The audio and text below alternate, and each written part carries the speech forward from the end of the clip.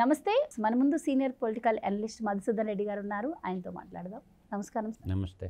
So మన దేశంలోని 29 రాష్ట్రాల్లో 20 సంవత్సరాల పైబడి ముఖ్యమంత్రిగా చేసిన వాళ్ళు చాలామందే ఉన్నారు. కానీ ఎవరూ కూడా మరి దేశ సంపదని ఇంతగా దోచుకున్న వాళ్ళు ఎవ్వరూ లేరనే చెప్పుకోవాలి. ఎందుకంటే ఒక ముఖ్యమంత్రి కొడుకుగా ఉండి తండ్రి హయాంలో వేల కోట్లు దోచుకోవటం మనం చూసాము. ఇప్పటికీ సిబిఐ ఈడీ కేసులు కూడా ఉండటం జరిగింది. మరి అలాంటి వ్యక్తే ముఖ్యమంత్రిగా ఉన్న ఈ 5 సంవత్సరాల్లో ఎంత దోచుకున్నారు అంటే దానికి ఒక లెక్క అంటూ ఉంటుందంటారా? అసలు ఏం చెప్తారు దీని గురించి? మనం మాట్లాడుకునేటప్పుడు ఏంటంటే ఒకప్పుడు బ్రిటిష్ వాళ్ళు దోచుకోపోయారు, పోర్చుగీస్ వాళ్ళు దోచుకుపోయారు, డచ్ వాళ్ళు దోచుకోపోయారు, మహమ్మదీయులు దోచుకోబోయారు, తుర్కుష్లు దోచుకోబోయారు. వాళ్ళంతా విదేశీయులు కాబట్టి సంపదని లూటీ చేసిపోయారు అని మనం పుస్తకాల్లో చదువుకున్నాం. నువ్వు నేను పుస్తకాల్లో, చరిత్రలో, హిస్టరీలో మనం చదువుకున్నాం. మహమ్మద్ గోరీ కానీ, మహమ్మద్ గజ్నీ కానీ, తర్వాత అట్లా మన దేశ సంపదని దోచుకోబోయారు. ఇక్కడ ఉన్నటువంటి గనుల్ని కానీ, ఇక్కడున్న మనుషులను కానీ మొత్తం లూట్ చేసిపోయారు అని మనం పుస్తకాల్లో చదువుకున్నాం. సరే, స్వదేశీయ పాలన ఉంటే, స్వాతంత్రం ఉంటే దోపిడీ జరగదనుకొని స్వతంత్రం కోసం ఎంతోమంది ధనమాన ప్రాణాలను పణంగా పెట్టి ఈ దేశానికి స్వాతంత్రం అనేది ఒకటి తీసుకొచ్చారు. గతంలో బ్రిటిష్ ఇండియాలో ఉన్నటువంటి భూభాగాన్ని కోల్పోయి కొంతమంది స్వార్థపరాయణ శక్తుల కోసము, నేను ఎందుకు అంటున్నానంటే బ్రిటిష్ ఇండియా భూభాగం ఎంత ఉన్నది? పాకిస్తాన్ ఒకప్పుడు భారతదేశమే, బంగ్లాదేశ్ ఒకప్పుడు భారతదేశమే. ఈ భూభాగాలన్నీ ఎందుకు వెళ్ళిపోయి దేశానికి ఫ్రీడమ్ కావాలనుకున్నప్పుడు మతవాదం అక్కడ తెచ్చేసి మతరహిత రాజ్యంగా ఉండాల్సిన దాన్ని మత ప్రాతిపదికన భారతదేశాన్ని ఎడగొట్టారు. ఏది? పాకిస్తాన్ అంటే ఏంటి? అది ఒక మత ప్రాతిపదికన ఏర్పడినటువంటి దేశం. అతను ఏంటంటే ప్రధానమంత్రి పదవి అడిగాడు, జిన్నా, మహమ్మద్ అలీ జిన్నా. వీళ్ళు ఒప్పుకోలేదు. అప్పుడు ఏంటంటే అప్పుడు మనకి హైదరాబాద్ వాళ్ళు కాంతి సీకులుగా వెళ్ళారు. అక్కడ కూడా హిందువులు ఉంటారుగా, పాకిస్తాన్లో, బంగ్లాదేశ్లో కూడా హిందువులు ఉంటారుగా. కొన్ని వేల కుటుంబాలు ఉన్న ఆస్తుల్ని మొత్తం వదిలేసుకొని కట్టుబట్టలతో ఢిల్లీ బజార్లో నడివీధుల్లో పడిపోయారు. ఒక స్వాతంత్ర్యం అందరూ ఏడుకలు చేసుకొని జెండా పండుగ చేసుకుంటారు. కానీ ఒకవైపు ఏమో ఢిల్లీ వీధుల్లో ఆనాటి మొత్తం సర్వం కోల్పోయిన వాళ్ళు ఒక విభజన ద్విజాతి సిద్ధాంతం ద్వారా ఇడిపోయి ఇప్పుడు ఎంత అఖండ భారత్ ఉన్న దాంట్లో 33% భూభాగమే ఉంది. మనం చూస్తున్న భూభాగం సంపూర్ణ భారతదేశం కాదు. సరే, మంచో చెడో వచ్చింది. ఆ దేశం మన స్వదేశీ పాలకులు వచ్చిన తర్వాత 1947 ఆగస్టు 15 ఏదైతే మనం అనుకుంటున్నామో ఆ నుంచి 1950 జనవరి 26 గణతంత్రంగా వచ్చి నాటి పాలకులు, తొలితరం పాలకులు అక్కడి నుంచి కొంత 83 వరకు, అంటే 80వ దశకం వరకు దేశంలో విభిన్న రంగాల్లో, అంటే ఆకలి కేకలను నార్పించడం కోసం ప్రాజెక్టులు కట్టారు. అంటే మనకి వ్యవసాయానికి బహుళార్థక సాధక ప్రాజెక్టులు, నాగార్జున సాగర్ ఆ విధంగా వచ్చింది. తర్వాత మనకి ప్రకాశం బ్యారేజ్ లాంటి, బ్రాకల్ నాగల్ ప్రాజెక్టు లాంటి ఎన్నో ఆధునిక దేవాలయాలు, అంటే తాగునీరు, సాగునీరు కట్టారు. అప్పుడు పెద్ద అవినీతి ఉండేది కాదు. ఏదన్నా చిన్న చిన్న అవినీతి వచ్చినా కూడా అప్పట్లో ఏమయ్యేదంటే ఇమ్మీడియట్గా రిజైన్ చేసేవాళ్ళు, భయపడేవాళ్ళు. చట్టం అంటే భయము, రాజ్యాంగం అంటే భయము, పోలీసులు అంటే భయం అనేది ఉండేది రాజకీయ నాయకుల్లో. ప్రజలు కూడా హింసిస్తారని. ఎప్పుడైతే ప్రాంతీయ పార్టీలు పుట్టినాయో, ఈ ప్రాంతీయ పార్టీలు పుట్టిన తర్వాత ఒక పీరియడ్ ఆఫ్ ఒక డెకేట్ అంటే 10 సంవత్సరాలు బాగానే ఉండింది వ్యవహారం. ఎప్పుడైతే కేంద్రంలో బలహీనమైనటువంటి కేంద్ర ప్రభుత్వాలు ఏర్పడసాగినాయో, ప్రాంతీయ పార్టీల మీద ఆధారపడాల్సిన ప్రభుత్వాలు ఎప్పుడైతే ఏర్పడసాగినాయో, అక్కడి నుంచి ఏంటంటే గెలుపు కోసం కొంత ధనాన్ని వెదజల్లడం రాజకీయ పార్టీలు ఆరంభించాయి. ఆ విధమైనటువంటి ఆరంభించి నేడు ఒక్క ఓటుకి 10,000 రూపాయలు ఇచ్చే స్థాయికి పోయింది.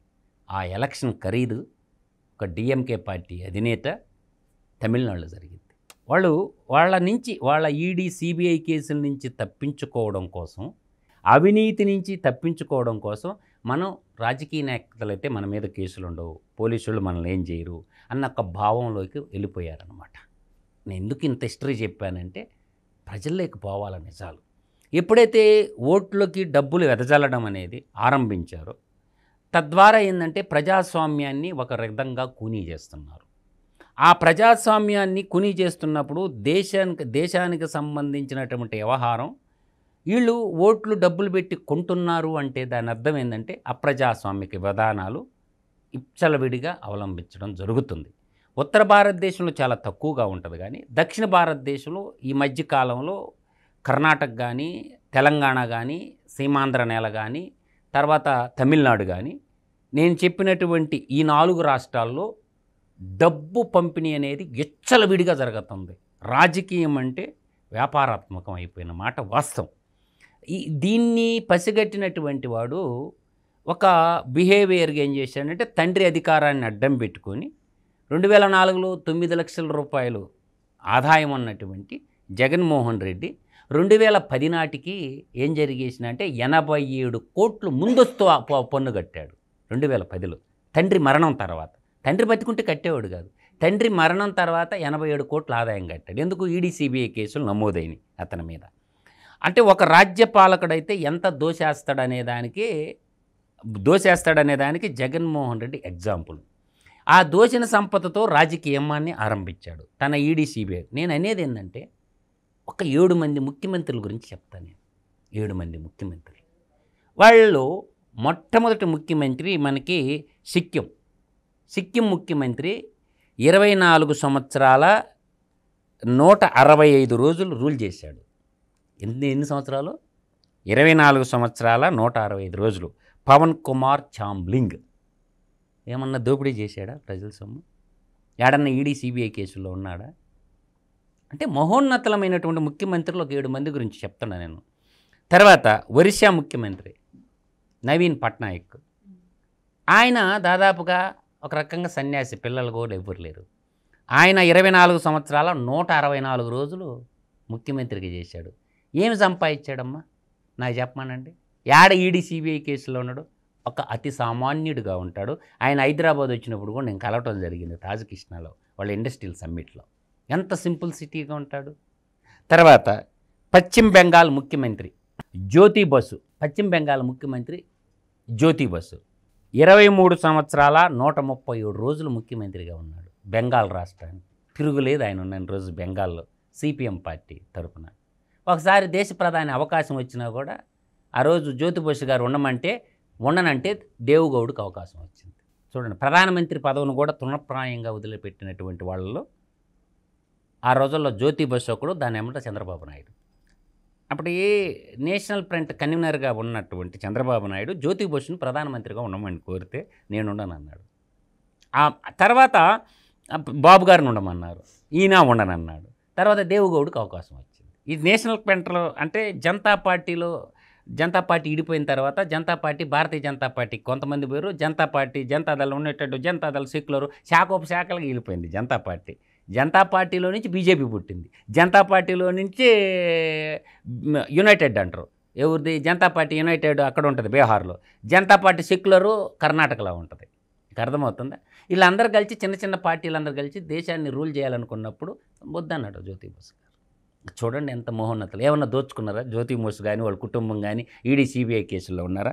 తర్వాత అరుణాచల్ ప్రదేశ్ జీగోంగ్ అపాంగ్ 22 సంవత్సరాల 250 రోజులు ముఖ్యమంత్రిగా ఎలగబెట్టాడు. ఏమన్నా దోచుకున్నదా కుటుంబం? ఈడీ సిబిఐ కేసులు ఉన్నాయా? ప్రజల సంపదలు దోపిడీ చేశారా? అంటే ఇంకా ఎందుకు చెప్తున్నా, మిజోరాం లాల్ తనాహల్ ఆయనైతే 21 సంవత్సరాల 55 రోజులు ముఖ్యమంత్రిగా చేశాడు. ఈడీ సిబిఐ కేసులో ఉండడా? ప్రజల సంపద దోపిడీ చేసిండా? భారతదేశం అంతా ప్రజలకు సేవ చేశారా? ప్రజల సంపద దోపిడీ చేశారా? తర్వాత హిమాచల్ ప్రదేశ్ ముఖ్యమంత్రి వీరభద్ర సింగ్ 21 సంవత్సరాల 11 రోజులు. ఈయన మీద ఉందా ఈడీ సిబిఐ కేసులు? చెప్పండి. తర్వాత త్రిపుర ముఖ్యమంత్రి మాణిక్ సర్కార్ మన హైదరాబాదులో ప్రగతి నగర్కి వచ్చినప్పుడు కోకటపల్లి హౌసింగ్ బోర్డు బస్ స్టాప్లో కూర్చున్నాడు ఒక ముఖ్యమంత్రి. అసలు నన్ను ఎంతమంది గుర్తుపడతాడని. మాణిక్ ఒక ముఖ్యమంత్రిగా ఉండి వాళ్ళ పార్టీ మీటింగ్ జరిగింది ప్రగతి నగర్లో, బస్ స్టాండ్లో కూర్చున్నాడు. ఎవరు లేరు, ఒక 2-3 కార్యకర్తలు ఉంటే అసలు ఎంతమంది గుర్తుపడతారు ఈయన ముఖ్యమంత్రి? బాడీ గార్డు లేరు, ఎవరు లేరు. పైజామా వేసుకున్నాడు, ఒక తెల్ల ప్యాంట్ వేసుకుని గమ్ముకు కూర్చున్నాడు. ఇంక ఎవరు పట్టించుకునేవాళ్ళు లేరు. ఆయన ముఖ్యమంత్రిగా 19 సంవత్సరాల 363 రోజులు ముఖ్యమంత్రిగా చేశాడు. అంటే 20 సంవత్సరాలు పైబడి ముఖ్యమంత్రిగా ఎలగబెట్టినటువంటి మహోన్నతులు పుట్టినటువంటి ఈ పుణ్యభూమిలో ఒక పాపాత్ముడు, ఒక దుర్మార్గుడు ఏం చేశాడు? అతను ముఖ్యమంత్రి కాకుండానే తండ్రి అధికారాన్ని అడ్డం పెట్టుకొని లక్షల కోట్ల రూపాయలు ప్రజాధనాన్ని లూటీ చేశాడు. తత్ఫలితంగా ఏమైంది? 11 సిబిఐ కేసులు, 9 ఈడీ కేసులు నమోదవడం జరిగింది. ఇది కదా చరిత్ర. అటువంటి నాయకుడిని ఎన్నుకున్న ప్రజల్ని ఏమనాలో ఒకసారి ఊహించుకోండి. అర్థమైందా? నేను అంటుండేది ఏంటంటే, ఈడీ సిబిఐ కేసుల్లో ఉన్నటువంటి వాడిని ముఖ్యమంత్రికి ఎలా ఎన్నుకున్నారో 14-19 మధ్యలో. మీరు అన్నదానికి ఇప్పుడు ఒక పర్సన్కి ఎవరైనా కూడా వాళ్ళ తల్లిదండ్రులని, వాళ్ళ అన్నదమ్ములని, అక్క చెల్లెలని ఎవరు కూడా కావాలని తెచ్చుకోరు. వాళ్ళ చేతుల్లో ఏముండదు. కానీ ఒక్క ఫ్రెండ్ను మాత్రమే మంచి వ్యక్తిత్వం చూసి ఫ్రెండ్షిప్ చేయాలి, అది వాళ్ళ చేతుల్లో ఉంటుంది అంటారు. ఇక్కడ మీరన్నట్టు ఎంతోమంది ముఖ్యమంత్రులు గొప్పవాళ్ళు ఉన్నారు, కొన్ని కేసులు ఎదుర్కొన్న వాళ్ళు ఉన్నారు. కానీ ఒక్క అవకాశం అని చెప్పి వచ్చినప్పుడు సరే ఒక్క అవకాశం ఇచ్చి చూద్దాం అంటే ఎవరితోనైనా కూడా వాళ్ళు చెప్పే మాటలు ఎవరైనా నమ్ముతారు. వాళ్ళతో సహవాసం చేస్తేనే కదా వాళ్ళు ఏంటి అని తెలుస్తుంది. ఈ 5 సంవత్సరాల్లో చూశారు కాబట్టి జగన్మోహన్ రెడ్డికి తగిన బుద్ధి అయితే మరి ఏపీ ప్రజలు చెప్పడం జరిగింది. అదే చేతులు గాలినాక ఆకులు పట్టుకోవటం అంటారు. చేతులు గాలిన తర్వాత తండ్రి అధికారాన్ని అడ్డం పెట్టుకొని 1000 కోట్లు కొల్లగొట్టినటువంటి గనుడు, అర్థమైందా? కల్లుడు తండ్రి అధికారాన్ని అడ్డపెట్టుకొని 1000 కోట్లు కొల్లగొట్టిన కల్లుడు. కల్లుడు అనేది తెలుగు పదం, దుర్మార్గుడు అని అర్థం. అందువల్ల అవకాశం ఇచ్చారు. ఎట్లా ఇచ్చారు అవకాశం? కుల ప్రాతిపదికన, మత ప్రాతిపదికన, అర్థమైందా? తర్వాత కుల ప్రాతిపదికన, మత ప్రాతిపదికన బూచి చూపించి విజయమ్మని అడ్డం పెట్టుకొని, తండ్రి కాదు పాడు కాదు, విజయమ్మని అడ్డం పెట్టుకొని, విజయమ్మ చేతిలో 2019 ఎలక్షన్ ముందు ఏముండేది? బైబిల్ బుక్ ఉండేది. ఒక మత గ్రంథాన్ని చేతిలో పెట్టుకొని, ఇంకోవైపు ఒక రెడ్డి కమ్యూనిటీని మాయ చేసి, ఒక ఆర్థిక శక్తిని, ఒక రాజకీయ శక్తిని ఇసం జిమ్మి ఒక కులం మీద విద్వేషాలు రెచ్చగొట్టి బీజేపీ భూతంగా చూపించి, బీజేపీ ఏమో మతతత్వ పార్టీ అని ముస్లిం ఓట్లు, కులాన్ని రెచ్చగొట్టాడు. ఆర్థిక వనరులు ఉన్నటువంటి రెడ్డి కులాలని రెచ్చగొట్టాడు. తర్వాత బైబిల్ భక్తులందరిని లాగాడు. అట్లా ఒక మిషన్ అండ్ ఆపరేషన్ చేసి తర్వాత ఏమన్నారు? మా తండ్రిని చంపింది సోనియా గాంధీ, మా తండ్రిని చంపింది రిలయన్స్ వాళ్ళు అని చెప్పి, కళ్ళబొల్లి మాటలని చెప్పి, కంత్రి మాటలని చెప్పేసి, అవన్నీ ఒకలాడి ఏడుపులని చెప్పి, మోసపయాత్ర అని చెప్పి, పాదయాత్ర అని చెప్పి మోసపయాత్ర ఒకటి చేసి, బుగ్గలను ఉరిమి నెత్తి మీద చేతులు పెట్టి దండాలు పెట్టి ఏం చేశాడు? ప్రజలకు పిండం పెట్టిండు. వాడు పిండం పెట్టిన వాళ్ళు ఎంతమంది 5 ఏళ్ల పరిపాలనలో చూడండి. ఎస్సీలకు అందరు నమ్మి ఓట్లేసినందుకు మొత్తం ఎస్సీలకు ఎంతమందికి పిండం పెట్టిండు జగన్మోహన్ రెడ్డి? ఎట్లా? ప్రొఫెసర్ అచ్చెన్న కడపలో ఘోరాతి ఘోరంగా చంపారు. ఒక అనస్థీసియా డాక్టర్ సుధాకర్ని ఘోరంగా చంపేశారు. తర్వాత వాళ్ళ ఎమ్మెల్సీ అనంతబాబు ఒక ఎస్సీని చంపాడు. అక్కడ శ్రీకాకుళం నుంచి చిత్తూరు దాకా, అనంతపురంలో హిందూపురం మొదలు పెట్టుకొని కర్నూలు దాకా మొత్తం నా ఎస్సీ, నా ఎస్టీ, నా బీసీ అనే వాళ్ళందరికీ ఏం చేసిండా? పిండం పెట్టిండు. అన్నం పెడతానన్నోడేం పెట్టిండు? పిండం పెట్టిండు. లిస్టు చాంతాడంత లిస్ట్ ఉందని చెప్పగలను. అందువల్ల ఏంటంటే ఆ జగన్మోహన్ రెడ్డి అనే వ్యక్తికి, అందుకే బాబుగారు నిన్న అన్నదే, ఇని దేశ బహిష్కరణ చేయాలా, రాష్ట్ర బహిష్కరణే కాదు బాబుగారు, రాష్ట్ర బహిష్కరణ కాదు, దేశ బహిష్కరణ చేయాలా. వాడు ఆస్తులన్నీ జప్తు చేసేసుకోవాలా, రాష్ట్ర ప్రభుత్వం తీసేసుకోవాలా. తండ్రి అధికారాన్ని అడ్డం పెట్టుకొని దొంగ కంపెనీలు, దొంగ టీవీ, దొంగ పత్రిక పెట్టుకొని రోతరాతలు రాస్తా, కొంతమందికి చిల్లర ఎద్దజల్లుతా, ఇప్పుడు కూడా అశాంతిని సృష్టిస్తూ, రాష్ట్రంలో వరదల ద్వారా ఇలయం జరిగి అల్లకల్లా కూడా సాయం చేసేది పోయి వరదలో బురద రాజకీయం చేస్తా, ఇటువంటి దుర్మార్గుడైనటువంటి వ్యక్తి ఈ మా భారత భూమండలం మీద సంచరిస్తుంటే కొంతమంది పిచ్చి కుక్కల్లాగా జేజేలు కొడుతున్నారు. హిస్టరీ తెలియక. చదువుకోండిరా బాబు. కొద్ది గొప్పలో ఇన్కమ్ ట్యాక్స్ డిపార్ట్మెంట్కి అడిగిపోయింది, సిబిఐలోకి దూరండి. ఒక్క మనిషి బతకడానికి ఎంత డబ్బు కావాలా? అందువల్ల ఏంటంటే ఎంతో ఘనచరిత్ర గల రెడ్లు అంటే ఒకటే గుర్తుపెట్టుకమ్మా, త్యాగానికి, శౌర్యానికి ప్రతీక.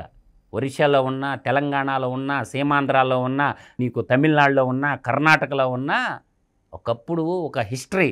వాళ్ళకున్నదంతా దానం చేసేవాళ్ళు. కడుపులో పెట్టుకుని ఎవరన్నా ఇబ్బందులు ఉంటే కాపు కాసేవాడే. ఆ కాపు కాసేవాడు పరువుని తీసుకుపోయి ఏం చేశాడు? వీడు బంగాళాఖాతంలో పెట్టారు. ఇప్పుడు ఆ పరువును కాపాడుకోవటం కోసం చాలామంది రెడ్లు బయటకు వచ్చేసి ఈ కన్వర్షన్, కరప్షన్, కల్తీ రెడ్లతో సావాసం చేయటం మానేసి ప్రజాస్వామ్యం వైపు అడుగులేస్తున్నారు. ప్రజలను రక్షణ కోసం ఈ కన్వర్షన్, కరప్షన్, కల్తీ నా కొడకల జోలికి పోకుండా రెడ్లలో మేల్కొన్నారు. ఆ మేల్కొని ఇప్పుడు ప్రజలకు ఉండాలరా ఈ కల్తీ ఓడితో మనకి చాలా డేంజర్ అనుకుంటున్నారు. దేశానికి ప్రమాదమే, రాష్ట్రానికి ప్రమాదమే. ఈ కన్వర్షన్, కరప్షన్ రెడ్లందరూ ఒకవైపు జగన్మోహన్ రెడ్డి వైపు ఉన్నారు. నికాలసైన స్వచ్ఛమైన రెడ్లందరూ భారతదేశం వైపు ప్రజాస్వామ్యాన్ని పరిరక్షించాలా, ప్రజలందరినీ సంరక్షించాలని ప్రజాస్వామ్యం వైపు నిలబడ్డారు. ఏకస్వామ్యాన్ని, నియంత్రితాన్ని బంగాళాఖాతంలో కప్పెట్టినటువంటి మన 2024 జరిగిన ఎలక్షన్లో చాలామంది రెడ్లు కుర్రోళ్ళు ఈడు చీడ పురుగు. ఇప్పుడు మీకు బాగా పిల్లల్లో బాగా అవేర్నెస్ వచ్చిందమ్మా. పుచ్చలపల్లి సుందరరామరెడ్డి గారు సుందరయ్యగా మిగిలిపోయిండు. కొండపల్లి సీతారామరెడ్డి గారు కొండపల్లి సీతారామయ్యగా మిగిలిపోయిండు. చండ్ర పుల్లారెడ్డి గారు చండ్రపుల్లారెడ్డి కమ్యూనిస్ట్ యోధులమ్మ. ఈ ముగ్గురు కూడా నక్సలైట్లు కానీ, కమ్యూనిస్టులు కానీ. కడప కోటిరెడ్డి గారు, అనంతపురం జిల్లాలో పుట్టిన తరిమిళ్ళ నాగిరెడ్డి గారు తాకట్ల భారతదేశం అని ఒక పుస్తకమే రాసిండు ఆయన 1977 దశకంలో. ఆయన ఎమ్మెల్యే. ఆయన రాశాడు తరిమిళ్ళ నాగిరెడ్డి గారు తాకట్లో భారతదేశం అని రాసి ఈ శాసనసభ కాదు ఇది పందుల సభ, ఇది గౌరవ సభ కాదు ఇది కౌరవ సభ అని చెప్పి రిజైన్ చేసేసి అన్నలేకపోయింది పోయింది ఎమ్మెల్యే పార్టీలు. అంటే మహోన్నతలు నేను చెప్పిన ఉయ్యాలవాడు నరసింహారెడ్డి శిరస్సునిచ్చాడా. అట్లా ఎంతోమంది మహోన్నతులు పుట్టినటువంటి సర్ సిఆర్ రెడ్డి, సర్ బిరుదున్నటువంటి సిఆర్ రెడ్డి గారు, ఆయన ఎటువంటి విద్యాదాత ఆయన చిత్తూరులో. అందువల్ల వీళ్ళందరూ మేల్కొన్నారు. కాబట్టి అతను ఒక వర్గాన్ని హీనంగా చూశాడు జగన్మోహన్ రెడ్డి. కాబట్టి ఇది మంచి పద్ధతి కాదు. ముందు మన మానవత్వం ఉండాలా. ఇది మానవులో పుట్టిన దానవుడు వీడు కలియుగ దానవుడు, కలియుగ జగనాసురుడుగా వీడు ఉండడు. కాబట్టి వీడు వద్దురా అని వీడి చీడ పేడ వదిలించుకున్నారు. కాబట్టి ఆయన వదలటం అదే.